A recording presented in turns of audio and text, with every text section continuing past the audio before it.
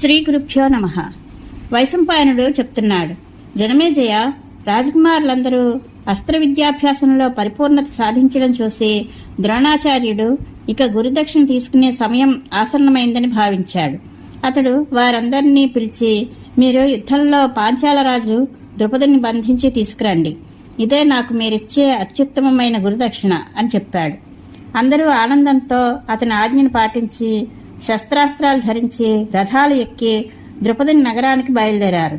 దుర్యోధనుడు, కర్ణుడు, యుయుత్సుడు, దుశ్శాసనుడు, ఇతర రాజకుమారులు ఎవరికి వారే ముందు తామే ద్రుపదుని పట్టుకోవాలని పోటీ పడ్డారు.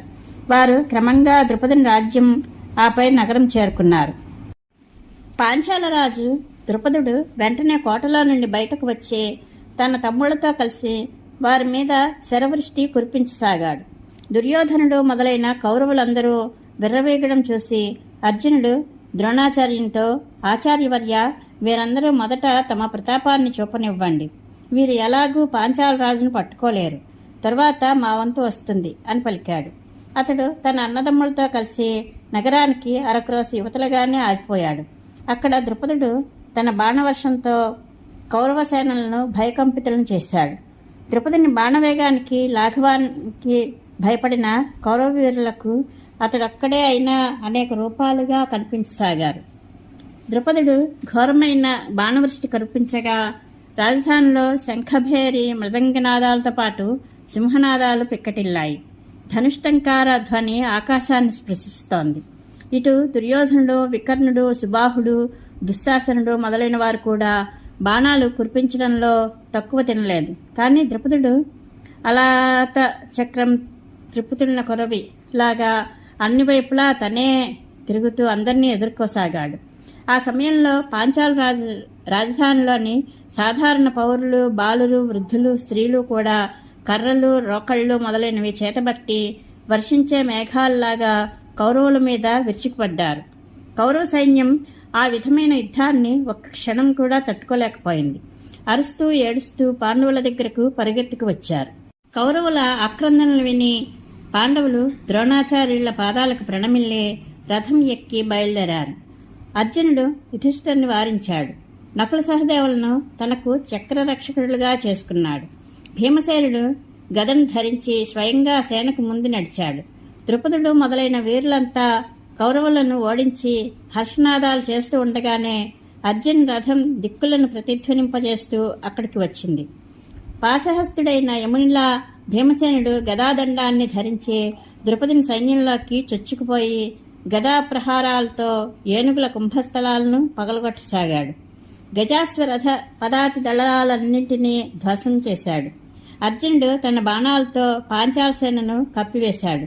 మొదట సత్యజితుడు అర్జునుడిపై భయంకరమైన బాణాలు వేశాడు. కానీ కొద్దిసేపటిలోనే అర్జునుడు అతన్ని యుద్ధ విముఖుని చేశాడు. తరువాత అతడు ద్రుపదుని యొక్క ధనస్సును, ధ్వజాన్ని విరిచి 5 బాణాలతో గుర్రాలను, సారథిని చంపాడు.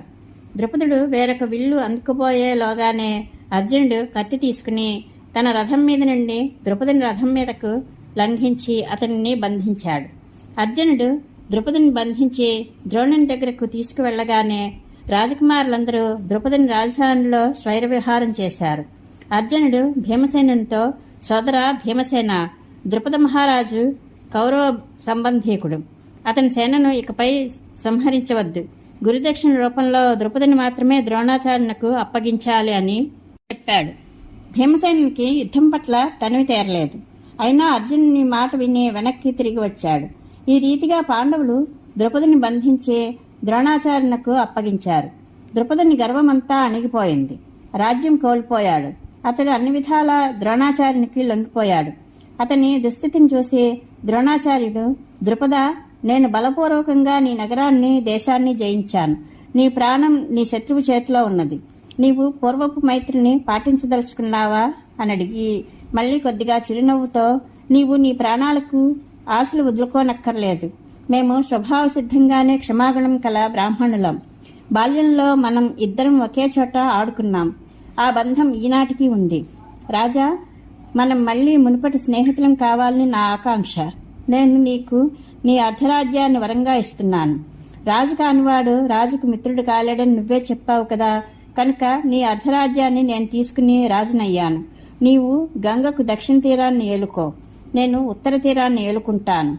ఇప్పుడు నన్ను నీవు మిత్రునిగా ఎంచుకో అన్నాడు. ద్రుపదుడు, బ్రాహ్మణోత్తమ, మీ వంటి పరాక్రమవంతులు ఉదార హృదయులు అయిన వారికి ఇది ఆశ్చర్యకరమైన విషయమేమీ కాదు. నేను నిన్ను చూచి సంతోషిస్తున్నాను. మీ అనంతమైన అనురాగాన్ని పొందాలనుకుంటున్నాను అని అన్నాడు. అప్పుడు ద్రోణుడు అతనిని బంధ విముక్తిని చేసి ఆనందంతో సత్కరించి అర్ధరాజ్యం ఇచ్చాడు. ద్రుపదుడు మాకంద దేశంలోని ఉత్తమ నగరమైన కాంపిల్యపురంలో నివసించసాగాడు. దానిని దక్షిణ పాంచాలం అంటారు. అక్కడ చర్మన్వతి నది ఉంది. ఈ ప్రకారంగా ద్రోణుడు ద్రుపదుని ఓడించినా అతనిని రక్షించాడు. కానీ ద్రుపదునికి సంతోషం లేదు. ఇటు అహిచ్ఛత్ర దేశంలోని అహిచ్ఛత్ర నగరంలో ద్రోణాచార్యుడు నివసించసాగాడు. అర్జునుని పరాక్రమం వల్లనే ద్రోణునికి ఈ రాజ్యం వచ్చింది అని వైశంపాయనుడు జనమేజయుడికి చెప్పాడు. ఈ కథ మహాభారతంలో ఆదిపర్వంలోనిది. పరమేశ్వరానుగ్రహ ప్రాప్తిరస్తు. శుభం భూయాత్.